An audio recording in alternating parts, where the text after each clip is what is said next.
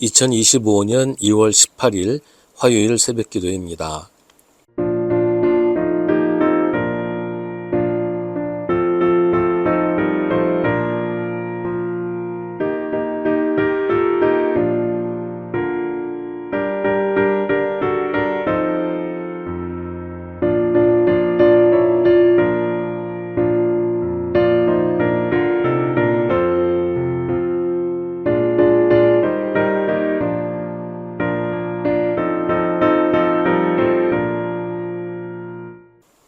느헤미야 8장 1절부터 12절입니다. 모든 백성이 한꺼번에 수문 앞 광장에 모였다. 그들은 학자 에스라에게 주님께서 이스라엘에게 명하신 모세의 율법책을 가지고 오라고 청하였다. 일곱째 달 초하루에 에스라 제사장은 율법책을 가지고 회중 앞에 나왔다. 거기에는 남자든 여자든 알아들을 만한 사람은 모두 나와 있었다. 그는 수문 앞 광장에서 남자든 여자든 알아들을 만한 모든 사람에게 새벽부터 정오까지 큰 소리로 율법책을 읽어주었다. 백성은 모두 율법책 읽는 소리에 귀를 기울였다. 학자 에스라는 임시로 만든 높은 나무 단 위에 섰다. 그 오른쪽으로는 mat디디아와 스마와 아나야와 우리야와 힐기야와 마하세야가 서고 왼쪽으로는 부다야와 미사엘과 말기야와 하숨과 하스바다냐와 스가랴와 무슬람이 섰다. 학자 에스라는 높은 단위에 서 있었으므로 백성들은 모두 그가 책 펴는 것을 볼 수 있었다. 에스라가 책을 펴면 백성들은 모두 일어섰다.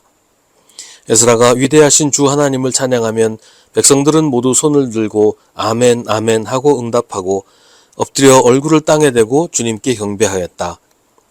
레위 사람인 예수아와 바니와 세레바와 야민과 악굽과 사부대와 호디야와 마하세야와 그리다와 아사랴와 요사밧과 하난과 블라야는 백성들이 제자리에 서 있는 동안에 그들에게 율법을 설명하여 주었다. 하나님의 율법책이 낭독될 때 그들이 통역을 하고 뜻을 밝혀 설명하여 주었으므로 백성은 내용을 잘 알아들을 수 있었다. 백성은 율법의 말씀을 들으면서 모두 울었다. 그래서 총독 느헤미야와 학자 에스라 제사장과 백성을 가르치는 레위 사람들이 이날은 주 하나님의 거룩한 날이니 슬퍼하지도 말고 울지도 말라고 모든 백성을 타일렀다. 느헤미야는 그들에게 말하였다. 돌아들 가십시오. 살짐 짐승들을 잡아 푸짐하게 차려서 먹고 마시도록 하십시오. 아무것도 차리지 못한 사람들에게는 먹을 몫을 보내주십시오. 오늘은 우리 주님의 거룩한 날입니다. 주님 앞에서 기뻐하면 힘이 생기는 법이니 슬퍼하지들 마십시오. 레위 사람들도 모든 백성을 달래면서 오늘은 거룩한 날이니 조용히 하고 슬퍼하지 말라고 타일렀다. 모든 백성은 배운 바를 밝히 깨달았으므로 돌아가서 먹고 마시며 없는 사람들에게는 먹을 것을 나누어 주면서 크게 기뻐하였다. 아멘. 느헤미야의 주도 아래 온 유대가 협력하여 예루살렘 성벽을 완공했습니다. 많은 방해와 난관이 있었지만 하나님의 도우심으로 완성할 수 있었습니다. 하지만 그걸로 다 된 것은 아니었어요. 예루살렘 성벽은 하드웨어였습니다. 하드웨어만으로는 충분하지 않습니다. 하드웨어를 채울 소프트웨어가 있어야 됩니다. 성벽만 있으면 뭐 하겠어요? 그 안에 사는 사람들이 하나님을 믿고 섬겨야지요. 하나님의 말씀을 읽고 따라야 성벽도 의미가 있는 겁니다. 집을 아무리 크고 멋지게 지어놓으면 뭐합니까? 그 안에 들어갈 사람이 그 집을 잘 관리하고 또 그 집에 맞게 살아야 집이 의미가 있는 거지. 집을 멋지게 지어놨어도 그 안에 쓰레기 더미가 잔뜩 쌓여 있으면 그 집이 무슨 가치가 있겠어요?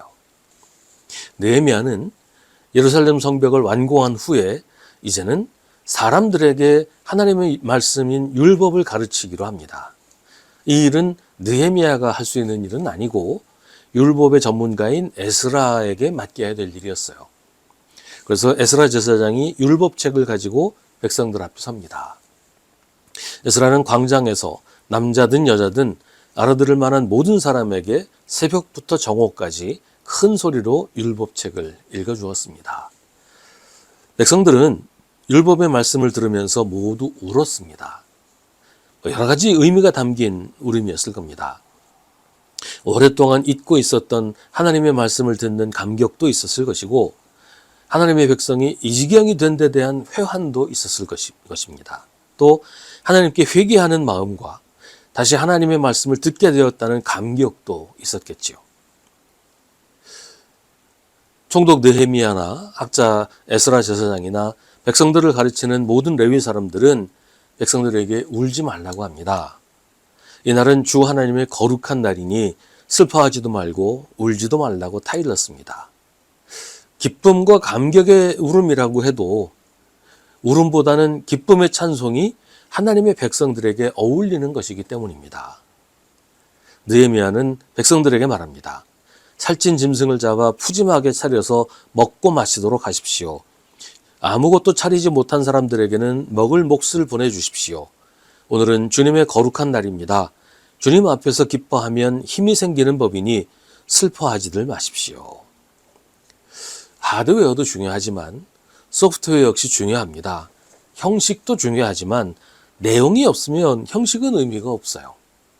교회 건물도 필요하지만 그 안에서 복음이 선포되어야 하고 하나님의 말씀에 순종하는 하나님의 백성들이 영과 진리로 예배드려야 합니다. 그렇지 않으면 교회 건물은 아무 의미 없는 그냥 건물일 뿐이에요. 우리 신앙도 마찬가지입니다. 종교 생활을 잘하는 것도 필요합니다. 빠지지 않고 예배에 참석하고 헌금도 하고 봉사도 하고 전도도 해야 돼요. 그 모두 필요한 일들입니다. 하지만 그 모든 것이 우리의 진정한 믿음에서 비롯된 것이어야 하는 거예요.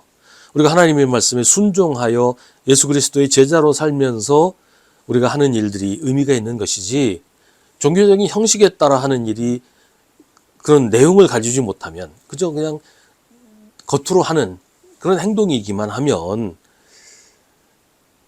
그건 내용 없는 형식이 될 뿐이고 사람이 살지 않는 빈 집이 될 뿐입니다. 종교라는 집을 믿음으로 채워야 올바른 신앙이 되는 거예요. 그렇지 않은 종교는 윤리나 철학에 지나지 않습니다. 내용과 형식은 모두 중요합니다. 내용 없는 형식은 빈 껍데기일 뿐이고 형식 없는 내용은 흩어지게 됩니다. 물을 담는 그릇과 그릇에 담길 물 모두가 중요하지요. 어느 것 하나도 없으면 불완전한 것입니다. 믿음도 중요하지만 믿음의 실천도 중요합니다. 나 혼자 믿는 믿음도 중요하지만 함께 모여 예배하는 것도 이에 못지않게 중요합니다. 느헤미야는 성벽과 율법 모두를 놓치지 않았습니다. 이스라엘의 회복은 이 둘이 함께 있을 때 시작됩니다. 오늘 우리의 신앙을 돌아봅니다. 종교적인 의식을 소홀히 하는 것도 말씀대로 사는 것을 가볍게 여기는 것도 모두 부족한 것입니다. 둘 다 어느 것도 놓치지 말아야 온전한 믿음이 됩니다.